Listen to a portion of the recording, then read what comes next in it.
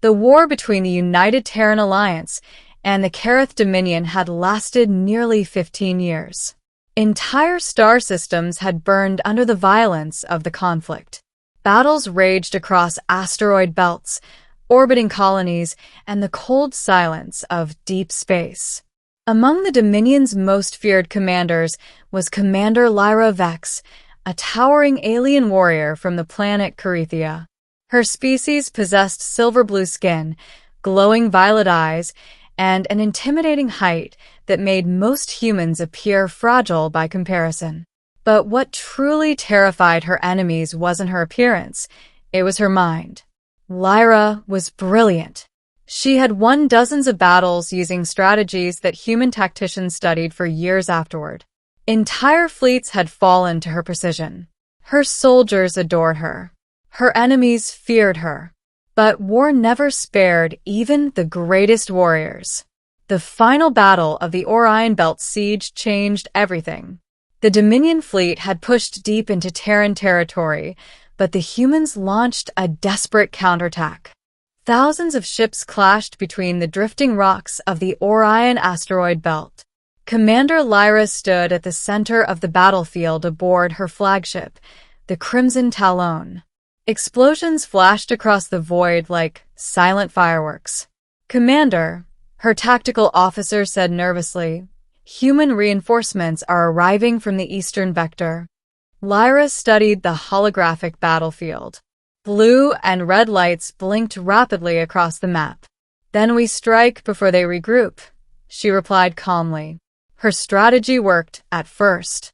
But the humans had a surprise. A new experimental weapon. A focused plasma torpedo slammed into the lower hull of her ship.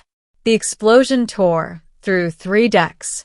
Lyra had been standing in the command corridor when the blast ripped through the floor beneath her. For a brief second, there was only white light, then pain. When she woke, everything had changed. The aftermath. Commander Lyra Vex was alive, but she would never walk again. Both of her legs had been destroyed in the explosion. Carithian medical technology could heal many injuries, but even their advanced bioregeneration systems had limits.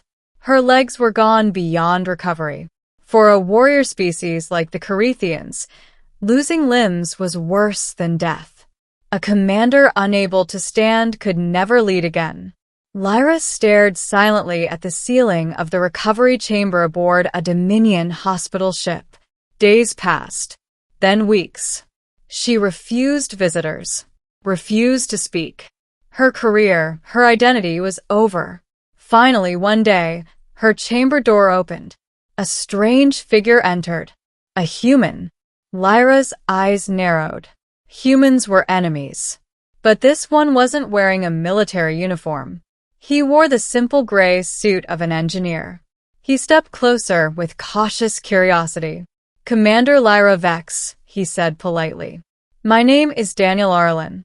I'm a cybernetic engineer from Earth." Lyra glared at him. "Why," she said coldly, "is a human standing in my medical chamber?" Daniel scratched the back of his neck awkwardly. "Well, technically your government invited me." She blinked. "What?" Daniel pulled up a floating hologram. 2 mechanical legs appeared in the air. Sleek, elegant, powerful. "They asked me to build these for you." Middle, the impossible project. At first, Lyra refused.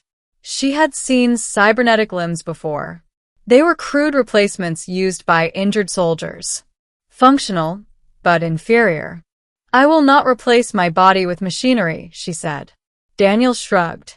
"Fair enough." He turned toward the door. But before leaving, he said one thing. "These won't replace your legs." He paused. "They'll improve them." Lyra frowned. "Explain." Daniel smiled. For the next hour, he explained his design. These weren't ordinary prosthetics. They were adaptive neural cyberlimbs, an experimental technology still being tested on Earth. The legs would connect directly to her nervous system, responding faster than biological muscles. They could adjust strength, balance, and speed automatically. They'll feel like your real legs, Daniel explained. Except stronger. Lyra studied him carefully. You are offering to improve a Dominion commander, she said slowly. You are my enemy. Daniel shrugged again. I'm an engineer, he replied. I fix problems. Lyra stared at the holographic legs floating in the air. If they worked, she could stand again, lead again, fight again. Finally, she spoke. If your machines fail, Daniel nodded. Then you can throw me out the airlock. Lyra almost smiled. Building the future. The surgery took 10 hours.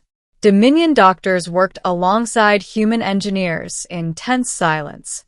Lyra was placed under deep neural sedation while Daniel carefully connected the cybernetic legs to her spinal interface.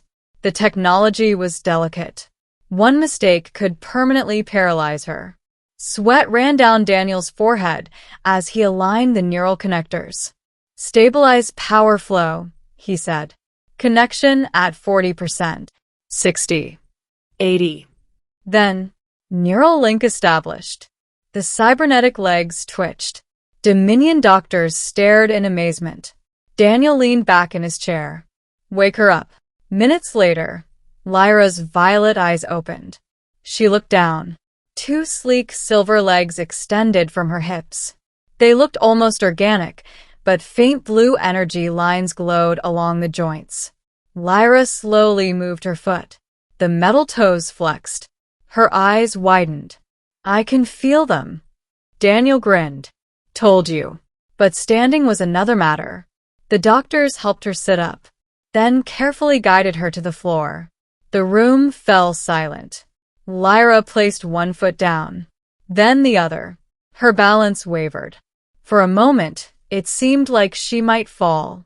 Then the legs adjusted automatically. Microservos shifted. Stabilizers activated. Lyra stood perfectly upright. For the first time in months, the entire room erupted into applause. But Lyra didn't smile. Instead, she slowly took a step, then another. Then another. Her movements became smoother with each step. Soon, she was walking across the room.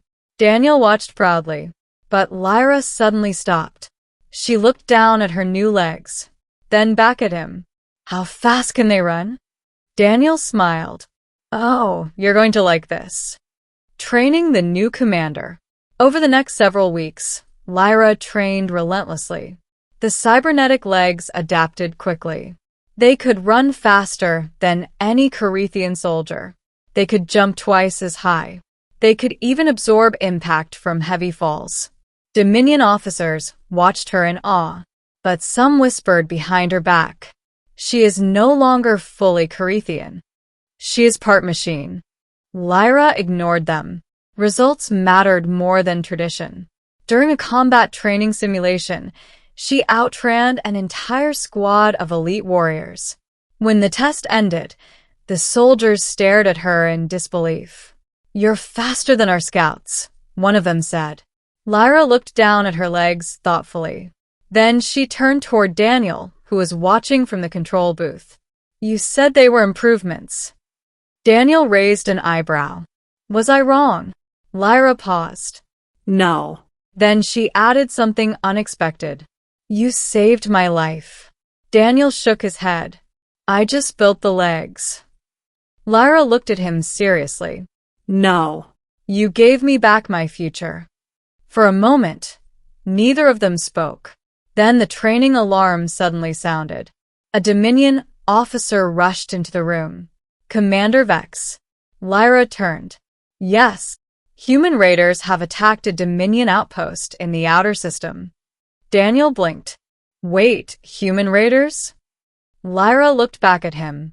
Seems your species is causing trouble again. She flexed her new legs, then smiled. Good. Ending. The return to war. The battle at the outer system was small compared to the Orion siege, but it mattered. A Dominion supply station was under attack by rogue human pirates. Commander Lyra Vex led the counterattack personally. Her ship dropped from hyperspace directly into the combat zone. Enemy ships scattered in surprise. Lyra stood on the command deck once again. Stronger than ever. Target pirate flagship, she ordered. Engines at full power. Her crew watched her in awe. Their commander had returned. But she wasn't the same warrior who left. She was faster, sharper, more confident. The battle lasted only 20 minutes. The pirates never stood a chance. After the last enemy ship fled, the crew erupted in celebration. Lyra stood quietly near the observation window. Daniel approached her. "So," he said casually, "how do the legs perform in real combat?" Lyra glanced down at them. "Perfectly." Then she turned toward him. "You have done something remarkable, human." Daniel shrugged. "Engineering." Lyra looked out at the stars. "For my people, warriors define themselves by strength." She paused. "But today I realized something." Daniel raised an eyebrow. "What's that?" "Strength is not just physical." She looked directly at him. "Sometimes strength is the courage to rebuild what was lost." Daniel smiled. "I like that." Lyra turned back to the stars. The war was still far from over. But now she stood taller than ever. Not despite her new legs. Because of them. And somewhere in the galaxy, a human engineer and an alien commander had proven something incredible.